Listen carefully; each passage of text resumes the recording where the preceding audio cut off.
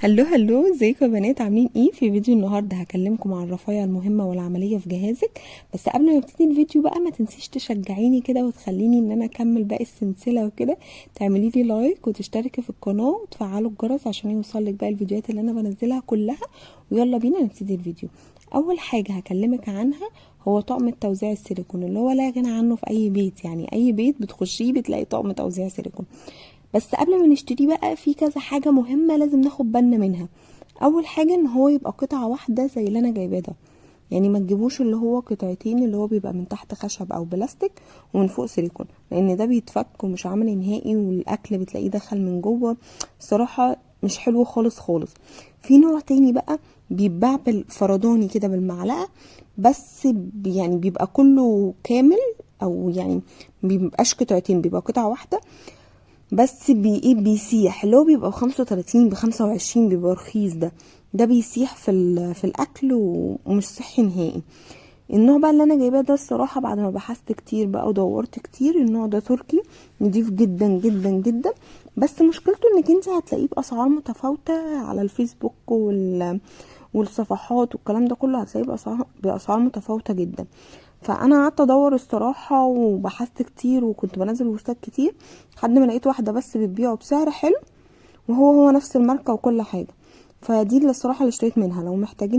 لو محتاجين تشتروه او تجيبوه ابعتولي في الكومنتات وانا هكتب لكم، هكلمها يعني اتواصل معاها واكتب لكم في الكومنتات التفاصيل.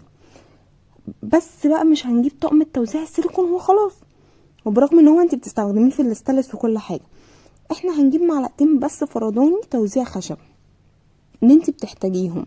اكتر معلقتين يعني خشب بتحتاجيهم جيبيهم، ومعلقتين فرداني استانلس عشان بقى التقديم، عشان مثلا الحلل اللي استانلس، الكلام ده كله هتنفعك في الموضوع ده.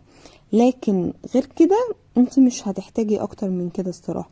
بدل ما تشتري طقم خشب برضو توزيع وطقم استانلس كامل ومش عارفه ايه، والاسعار بقت نار الصراحه، فاحنا نوفر احسن.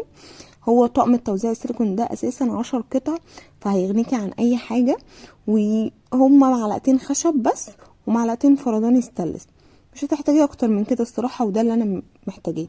طقم المعيار ده بقى جميل جدا، جميل في المعجنات واي وصفات بنجيبها من على النت.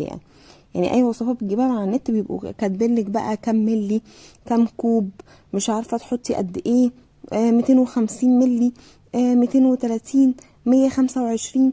فده هيفيدك قوي قوي قوي في المعجنات، وهيفيدك في اي حاجه بقى انت وصفات بتجيبها على النت. زي ما احنا في اول الجواز كده على طول النت وفيديوهات، وبنفضل نحط بقى ايه بالمعيار. هو ده هيفيدك قوي في الحته دي.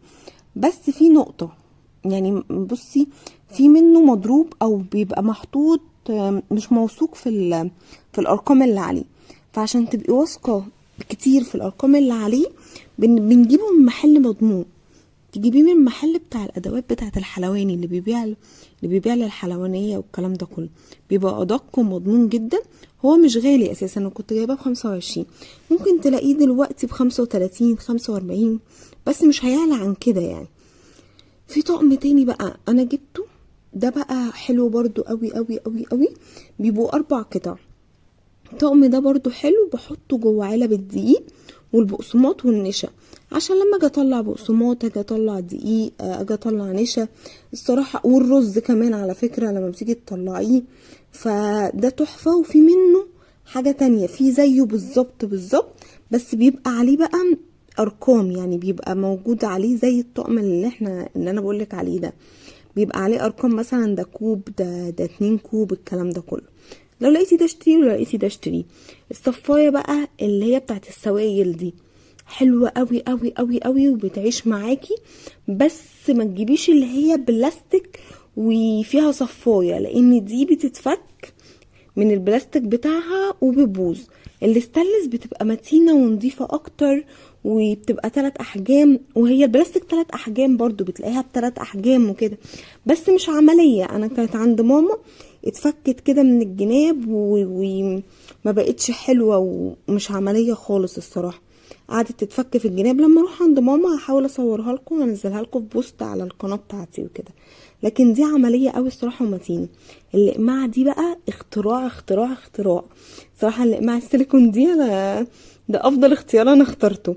ليه بقى؟ لان هي ما بتاخدش مكان في الدرج خالص، لما بتتقفل بتتحط جوه بعضها وما بتاخدش مكان في الدرج، مش زي الاقماع اللي هي بتتباع الكبيره دي اللي لما بتيجي تحطيها في الادراج بتاخد مكان وساعات الدرج ما بيقفلش. لا الصراحه فظيعه. لكن دي تحفه، تحفه التحفه كمان. انا دي جايبه منها 3 وهي مش غاليه، هي ب10 جنيه كنت جايباها او كده، وبتحطيها جوه بعضها كده. انا جايبه منها 3 مخصصه كل واحده لحاجه، يعني واحده للعصير، واحده للزيت مثلا باجي اصفي زيت او كده، واحده لحاجات تانية، يعني كل حاجه ليها استخدامها، للتوابل. فالصراحه عمليه قوي. عايزه بقى شوفي انت استخدامك ايه وجيبي منها الكميه اللي انت عايزاها. لو جبتي حتى 5 6 اللي انت عايزاه كله مش هياخد مكان في الدرج وهتسيبلك مكان كبير. فالصراحة حلوة قوي، وحتة ان هي ما بتاخدش مكان دي جميلة جدا وعملية. يعني مش حتة ان هي مش عملية بتتجاب وتتركن في الدرج وخلاص، لا هي عملية قوي. دي بقى هرسة الثوم، جميلة وسريعة قوي قوي قوي. يعني وانتي بتعملي الاكل كده محتاجة تهرسي تومة تومتين مش عارفة ايه، مش محتاجة لسه تطلعي الكبة او تطلعي الهون وتفضلي تدقي الكلام ده كله. لا متعب ومقرف ومرهق كمان وبتاخدي وقت، فلا فظيع. دي بقى بتحطي فيها التومة او التومتين اللي انت عايزة تعمليهم وتحطيهم كده على الحاجة وانت شغالة. لا سريعة قوي وحلوة جدا. جيبيها وبس ما تجيبيش اللي هي بلاستيك، جيبي اللي هي كلها ستانلس، دي حلوه. الجوانتي ده بقى جميل قوي قوي قوي قوي قوي، عشان احنا ايدينا بتبوظ من غسيل المواعين بتاع كل يوم طبعا. وما تقوليش احنا 2، لان الجمله دي بصي هتسمعيها كتير. لا انتوا 2 بس هتغسلي مواعين كل شويه ومواعين كتير مش قليله. احنا هنجيب الجوانتي ده، هتجيبي منه 2، واحد للحمام وواحد للمواعين عشان ايدك ما تخشنش وتبوظ. قطعة الخضار دي جميلة برضو جدا، لان هي بتقطع الخضار والبطاطس بشكل حلو كده مزجزج وجميل. في منها اللي هي بتبقى القطعة اللي فوق دي وبتبقى فيها خشبة من فوق كده وبتدوسي عليها زي ما انا بوريتك، دي موجودة. وفي منها اللي هي شبه السكينة دي. انا الصراحة اللي هي الاولانية النوع الاولاني عند ماما، وحلو برضو على فكرة وجميل، بس عجبني اكتر اللي شبه السكينة.